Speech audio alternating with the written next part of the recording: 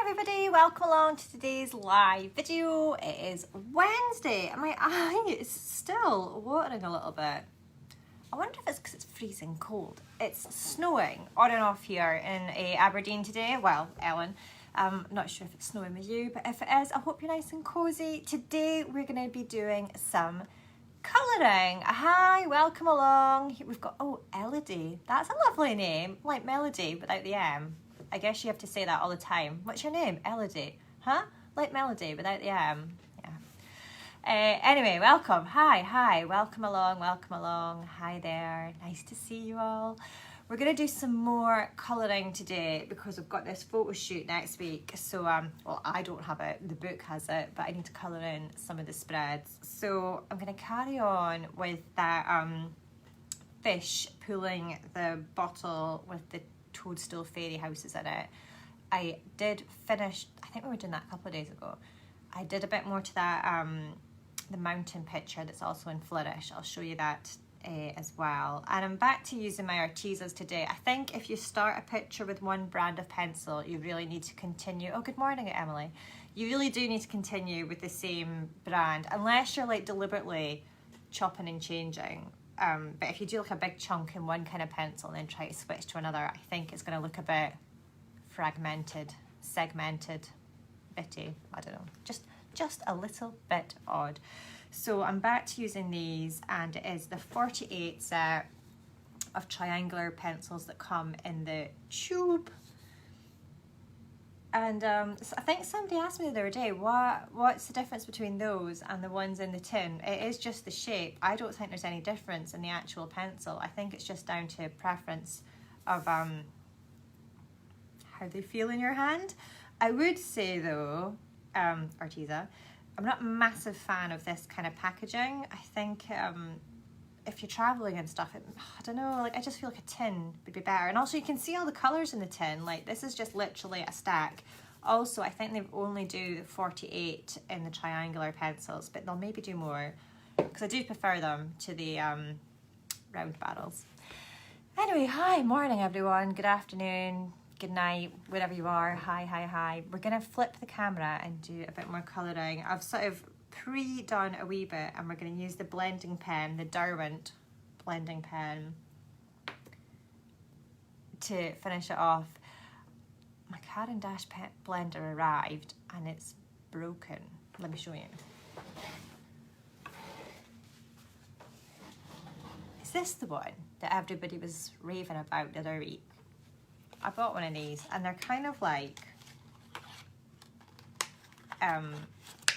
like a crayon, like a woodless colouring pencil, but look, this one's, I mean, it's not the best packaging if it's that fragile, I thought. I've had a little go of it. Guys, I'm not going to lie, I'm not massively impressed. I thought this was going to be like the best thing since sweet and salty popcorn. Insert whatever you think is amazing in there. By the way, sweet and salty is the best. It's all right, I'm just not, I mean, I maybe just need to play with it more. I have to admit, I was a little bit dismayed by that. I didn't really know it's called a full blender bright sticks. Universal colourless oil and waxed based medium. How can it be oil and wax based? Emily says, trust me. Emily, I do trust you. I bought it. I had a little go. Gloss effect and colour protection. Pencils, wax pastels. Ideal for blending and glaze techniques. I mean, I'll persevere, I'll do more.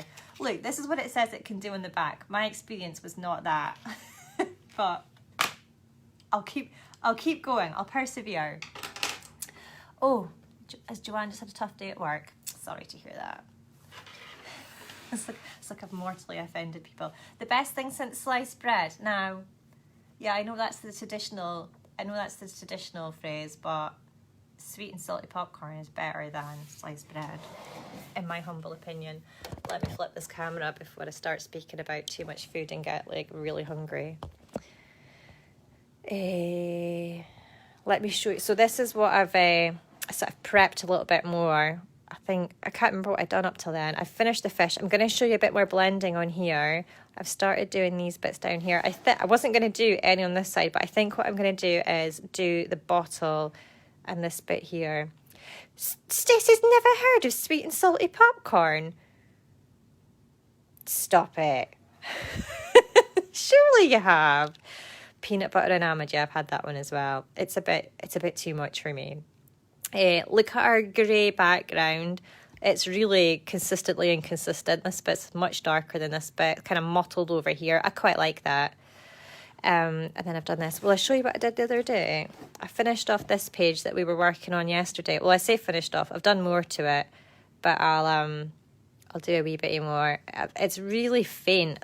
I don't know if that's even going to get picked up when we do the photography, so I might have to do a bit more to it. But there is like a wash of blue over down here. And then instead of colouring this whole big bit blue, I've just done a wee bit around here. But again, I feel I might have to do a bit more.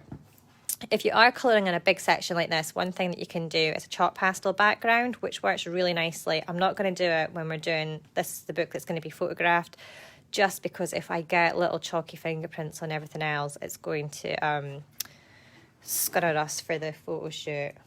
I almost did a flip through there, hold on. And then, do you remember this page? Did a wee bit more to that. I think I showed you that yesterday, so that's fine. Right, let's carry on with this. Now, here's the thing that I was going to show you about blending. Oh, sorry.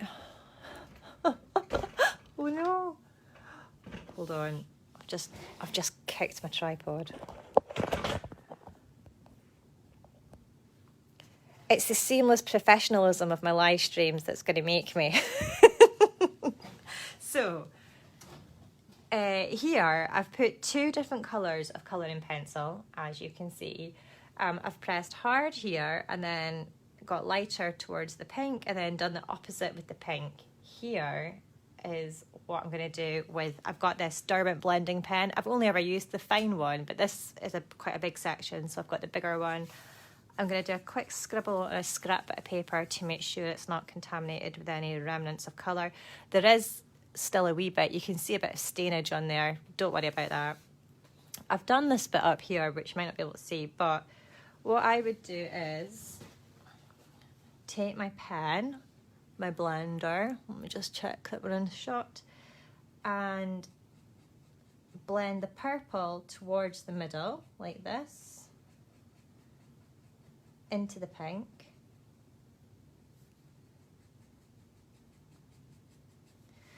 Then give this a quick little clean, and quite quickly, so you catch it while it's still sort of wet and smushy, bring the pink towards the purple. I find if I don't do that little clean in between, you get a bit of purple contaminated into the pink, which isn't so nice, and it just sort of makes it a bit muddy. You want to keep your colours quite fresh. And I don't do this because I don't know, it does make it muddy. I think you're better to pull one colour into the middle and then the next colour into the middle as well. Clean your blender pen. I've actually done the bottom half of this tail fin, but I'll do the top half now. So it's the same sort of idea.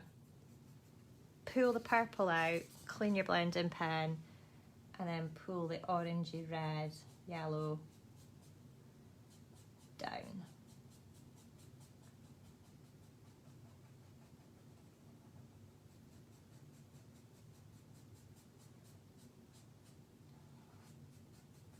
And I think that blends it really nicely without getting muddy. And then stop.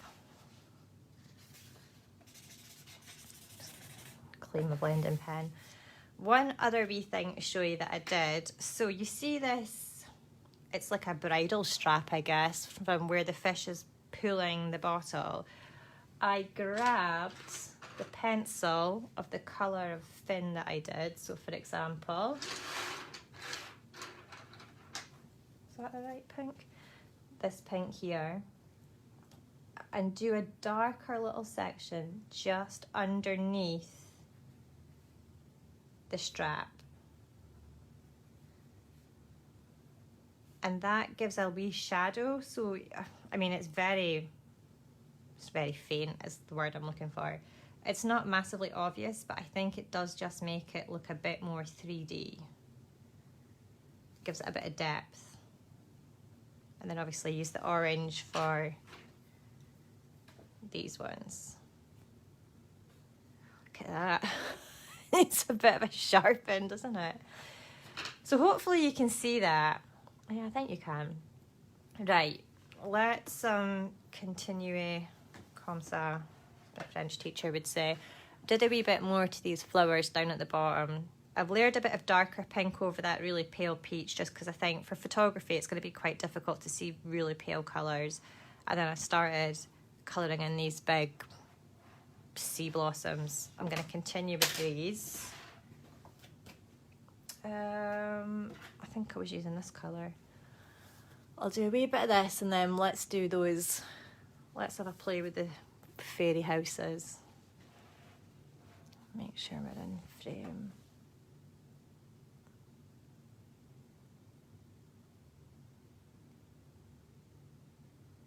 Oh, Julie says, I find I need a paper towel or a piece of thick paper to protect the coloured sections I've done from my hand touching them. Yes. I usually just use a bit of white paper and I would layer that, you can't see there, lay it over the top and then do that. It stops this smudgy bit of your hand mushing everything up. I'm probably not going to bother with that today, to be honest, because I've not got loads and loads of layers of colouring pencil down yet, but that is something that you can do.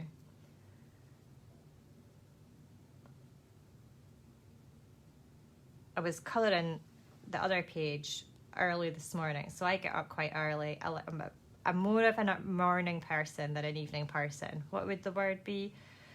I'm more of a early bird than a night owl. So I get up pretty early, but I tried to make the girls stay in their bedrooms until 7 a.m. just because otherwise they're just so tired. I'm like, just chill, stay in your rooms. I don't mind if you're not in your bed, but do some colouring, do some drawing, read a book, listen to an audio book, all those things.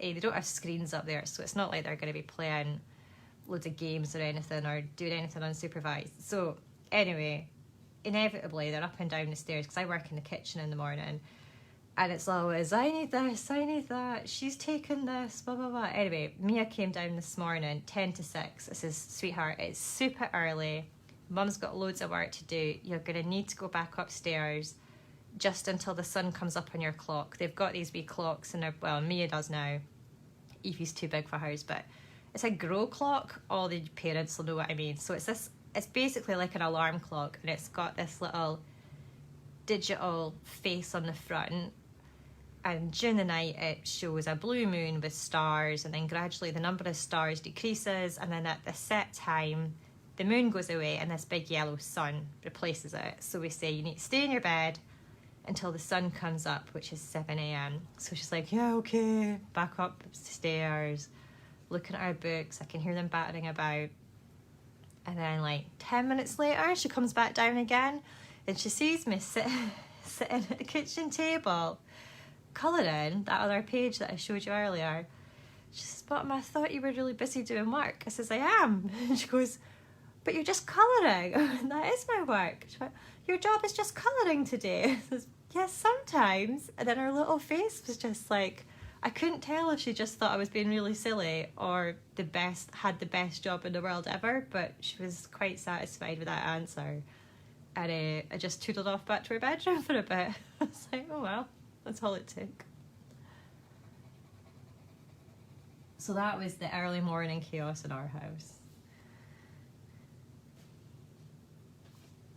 Right. Oh, the colours are really muted, I'm thinking, when you see this online. So I'll post a few photos so you can see them a bit more vibrant. But that's those little swishy things. I'm not going to do the ones in the far corner. I think I'm going to move on to doing these wee houses. Grow clocks, yep. Everyone loves a grow clock. Stay in bed until the sun comes up. Right, I'm gonna do the little toadstooly things red, which might seem a bit obvious, but if something works nicely, why muck it up? This is a nice red here.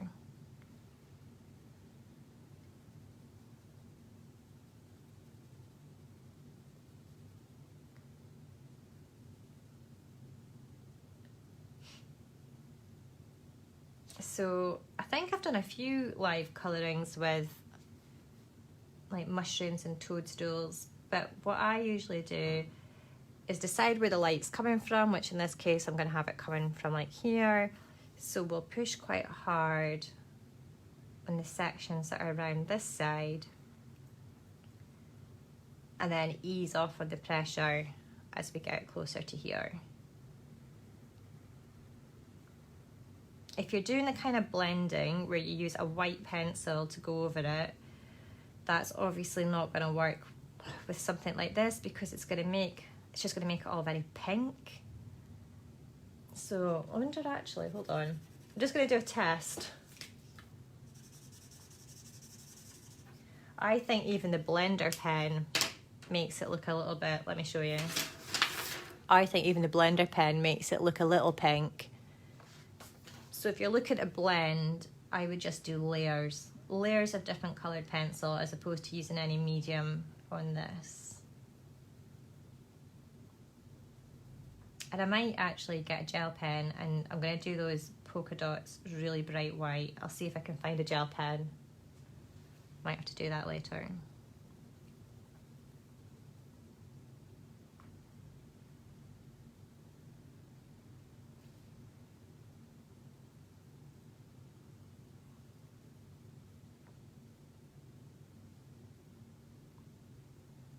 So I guess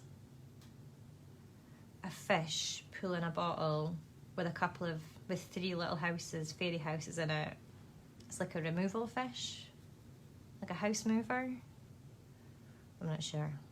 If I was being super fancy and giving this piece of art a name, like it was a painting, I think you would call it like migration or something.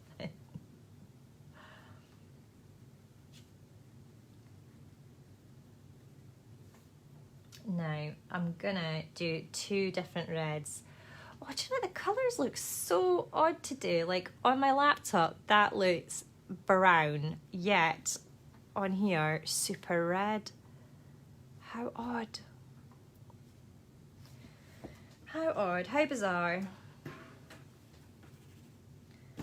Let's try putting a really vibrant red over the top. So that one that I just used was more of a sort of a luscious cherry red, and this red's a bit more like a fire engine red, I would say.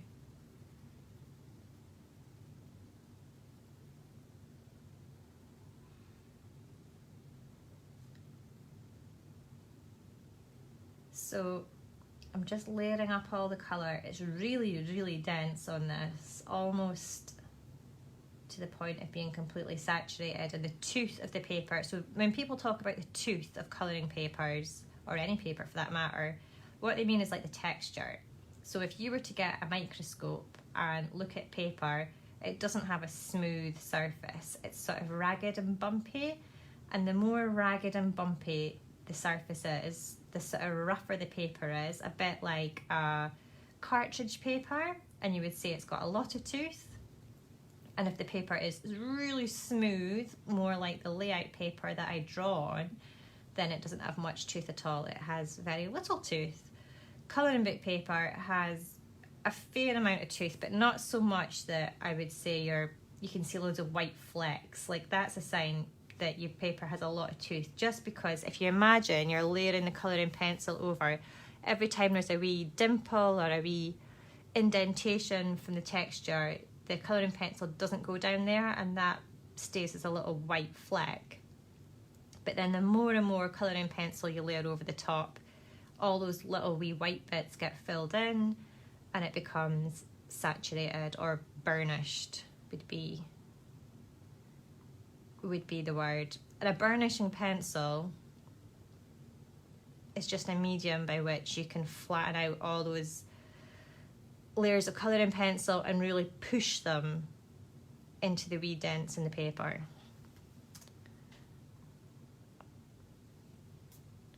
I changed my lighting. I just can't get over how, maybe it's just reds doesn't pick up very well on this camera. Let me move on to oh no, because the blue wasn't that good either. I'm going to move on to a different bit and see if that helps. Stems I always have as white, but if you just leave it white, it looks a little bit boring. So I'm going to use a wee bit of grey just to add shadow. And I think I'm going to give it a really nice bright door.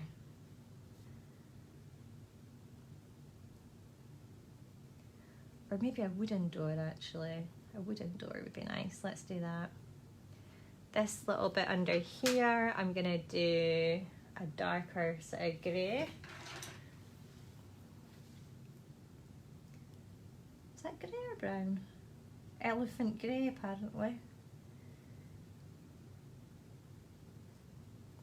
Give that a sharpen.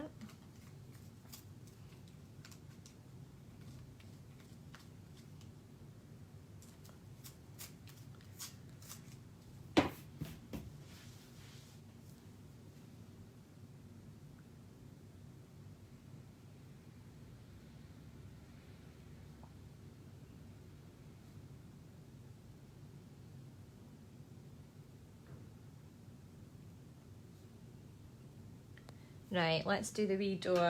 I'm going to actually do the window first.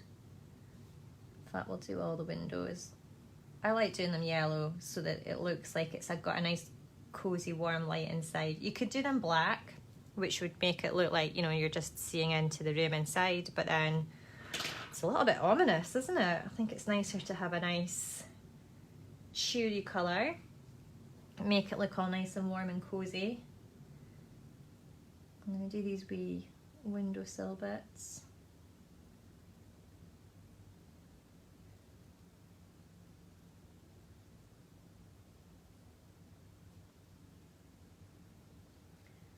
So if our light source is coming from this side, these two little side windows will be in shadow and this one will be getting a wee bit of light on it, so I've done it a bit lighter. That's a rubbish explanation, but hopefully that makes sense. Darkening this mushroom bit. Now our door.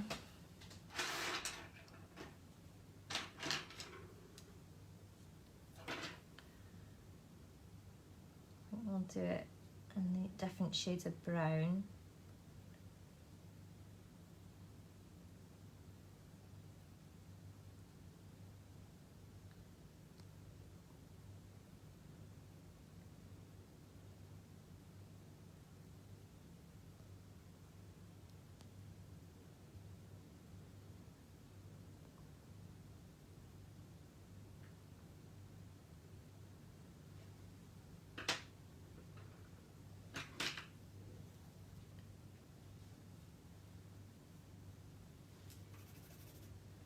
Ooh.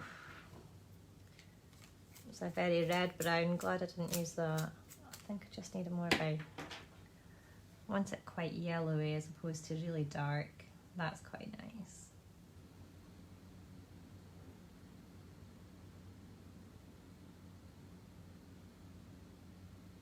And then I'm going to put another layer of brown over the top just to darken it back a little bit more.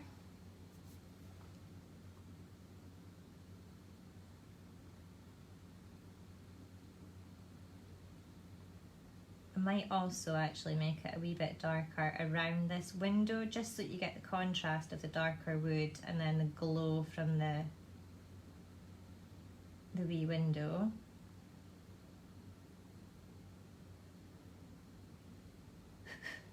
And the doorknob we will do silver. Sorry.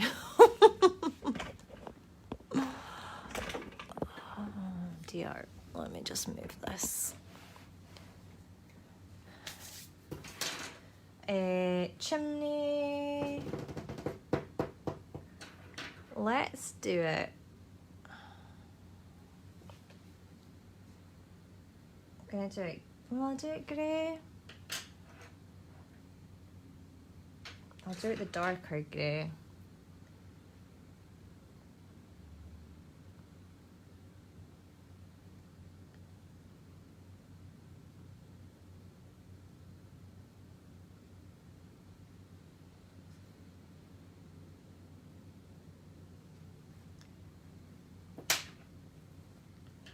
I'd like that to be really dark at the top. Isn't that black?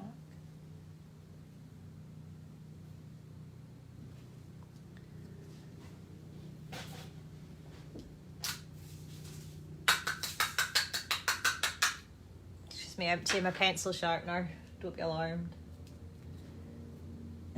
Don't be alarmed.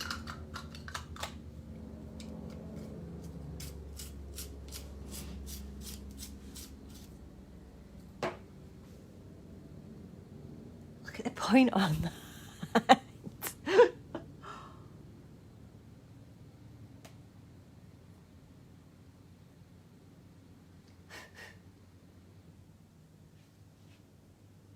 I might do all these chimney tops just now while I've got this massive epic point on the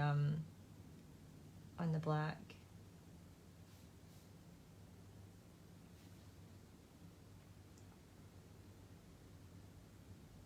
There we go. I'm going to darken this bit in as well, actually. My art teacher at school used to say never use black, which I don't really understand. And I guess you could say I rebelled because for the first few years the only stuff I did was black and white. That was my calling card. But there you go. I think he thought it was better, instead of using black out the tube, to mix your own black by combining lots of different colours. And I guess he's right, but who's got time for that? Oh, Lynn says, I can't wait to see the flip through. Yeah, do you know what? I was on the cusp of doing it this week, but I still haven't got the US edition, and I just don't want to do it until I can show you a US cover and a UK cover side by side. Otherwise, I just know it causes so much confusion. I actually suspect I've probably shown you a lot of the book just accidentally by flipping through pages trying to find the one that I'm working on for this. But just as soon as I get that book, I actually think I'll have them next week. So as soon as I get the US copies, I will schedule the live video that we're going to do the flip through on, and we won't do any colouring that day. We'll just do a flip through, and I'll show you all the pages. I'll read you the introduction, which is a bit special this time. I'll tell you a little bit about what we've got, what I've got planned for the live launch. So everybody in the world of publishing for the last year has been doing online book launches. And they're like, yeah, I mean, it's so different. We have to launch the book online. We're not doing any in-person events. Our authors and bookmakers are all at home. And I'm like that, yep, I've been launching books online pretty much for about half a decade now. You see, when you've got small children and you live in the back of beyond in Scotland, you just don't have any option. Like, I didn't want to leave my kids at home, and I couldn't really drag them around book tours, so I've always preferred doing book launches online. Also, here's the thing, I used to get asked loads, can you come and do an event here, or can you do an event there? And it's always lovely to meet people in real life, but the honest truth is, you guys are all spread out all over the place. There's very little chance we would ever find one place where a good amount of you all reside. You know, like, you're all over the place. You're in different continents, different countries, different cities. Coupled with that, loads of you have got responsibilities, whether that's caring for people, jobs, children. It just feels like such an undemocratic way of doing a thing when you can only invite a very tiny amount of people, and you would have to pay to get to, I mean, obviously the events aren't charged, or I don't think that's how people do it, but you know, you've got travel and parking and, you know, the obligatory coffee from when you're like out and about. So I've never really liked the idea of big events. I just don't think they I just don't think they're very democratic, are they? So I love doing things online because we can all come together. It doesn't matter where you are. There's no real massive costs other than that of getting online and obviously having your device. And we can do something really fun and interactive and creative and inclusive. I think that's really important. Like, everyone's welcome along. And then not even the people that can't make the live sessions, I'm always trying to find ways to share the content after. So like all the Facebook lives obviously are available forever on my Facebook page. And then I've started uploading them to YouTube as well. So if people can't get on YouTube, can't get on Facebook or don't want to be on Facebook, they can go and watch the lives on YouTube. So yeah, I like to think I'm queen of the online book launch. We will do some really fun things. Not an inky art school, something a little bit different this time, but I really do think you're going to like it. So I'm excited. And it's not long to go now either. We're in February already.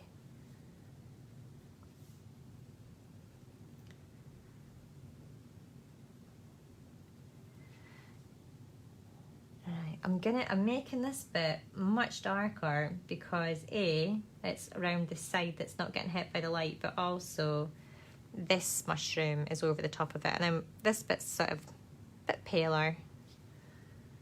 It's where the light's hitting it.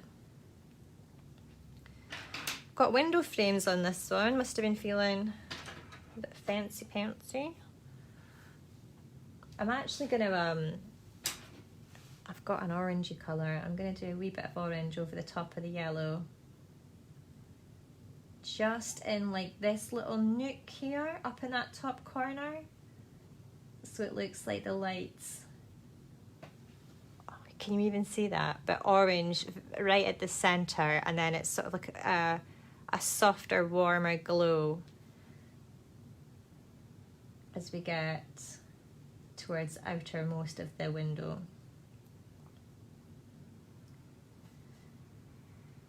And with this one, where we've got window panes, I'm going to colour each pane individually and do the same thing. So pressing quite hard at the top and then getting a wee bit lighter towards the bottom of the window pane. So hard up here and then lighter down there. And I'll do a wee bit of orangey over the top as well. And I do leave a wee bit of white paper just at the bottom there.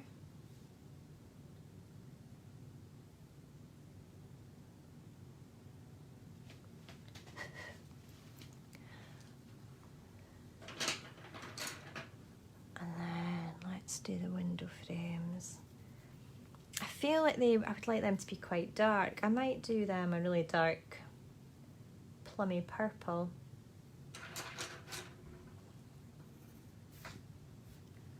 My hair's falling out, it's just everywhere. It's like when you've just had a baby and you're just casting.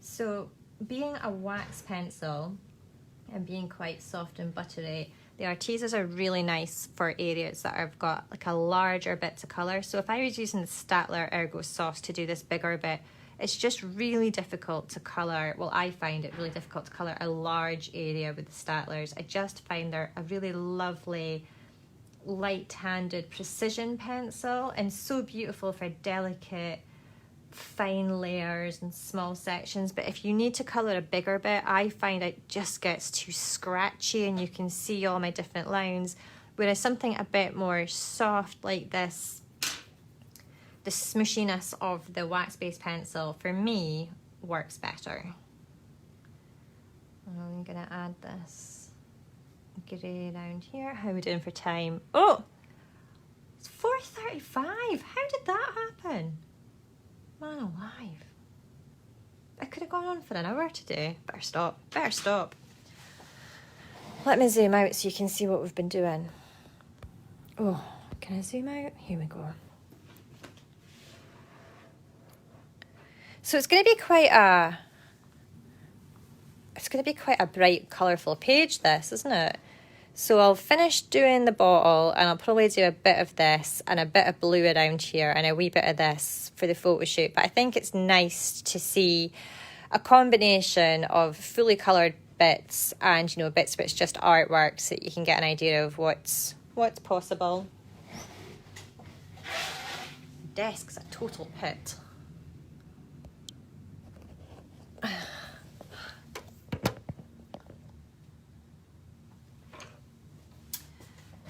Right, I wonder if I can show you this way and if it'll look any different. I think the colours do look different, don't you? Maybe not. Maybe it's just me. Right. Thanks for watching, everyone. I'm glad you like it. Sometimes it's nice to pick quite a specific colour palette and minimise the decisions that you have to make and all the colours are quite coherent. Other times like this, I'm just totally winging it. Like, we've gone from a pink and orange goldfish to blue and aquamarine underwater things to well, quite traditional red toadstools. And then that floral border, it's just a thing of its own, isn't it?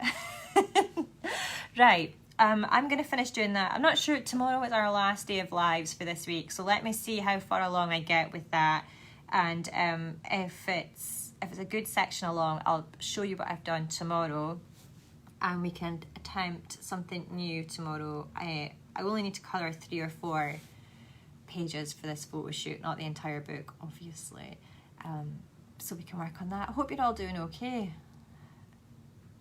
Just reading a few of your comments. Hi Beth Ann, nice to see you. Hi Bev. I was doing, my desk is just like littered with colouring pencils, so I was doing Evie's home learning tasks this morning, and we sat down at the little table and she went, Mum, today I'm going to be really good at this. I'm going to be a really good home learner. And I went, well, just try your best and I'll try my best to be a really good home learning teacher. So we get about 10 minutes in and she needed an eraser. So she opened her pencil case, which I think actually somebody sent her. It's like a koala bear. Oh, who sent it to her? I'm so sorry. Your name is like completely gone. You know who you are. Anyway, this pencil case is just crammed with Staedtler Ergo Soft colouring pencils, gel pens, which she's clearly stolen from me, Crayola felt tip pens, and then some other type of felt tip pen, and then Crayola stamper pens, plus a few Arteza highlighters. And I was just like, I can't, why? You will never use all of those different things. You can't even get to the things that you need. You need one drawing pencil or writing pencil and an eraser. And I was like really stressed out about this. And she just looked at me and went, Mum, I just really like pens and pencils. I thought you would understand. I was like, oh, I'm such a terrible human. It's like, oh, you're right. I do understand. And she went, I just couldn't pick which ones not to have. I was like, you shouldn't have to pick, sweetheart. You shouldn't have to pick. What we need is 2 pencil cases. One for the writing implements and then one for all the colours and the other things. So that's what we're going to do. And then she went, you did say that you were going to try and be the best home learning tutor ever. I went, no, I didn't say that. I said I would try and do a good job at it. So there you go. Anyway, onwards and upwards. We're doing okay. Hopefully she'll be back to school soon. And then someone else can speak to her about the bulging at the seams pencil cases. Right. Everyone's laughing. I don't know where she gets it. I don't know why she has to hoard so many pens and pencils. It's just ridiculous. She'll never use all of them. You know when like the words are coming out of your mouth and you're like, oh, yes, that's me. Right, I'll see you all tomorrow. I was like, we all understand. Yeah, I know. I should actually, we should have a support group. It's like, hi, my name's Johanna. Totally addicted to stationery and I can't stop buying it, and I know I'll never use 99% of the things that I buy, but I cannot part with any of them. Right. See you soon. Bye bye everyone. Take care. See you back here tomorrow.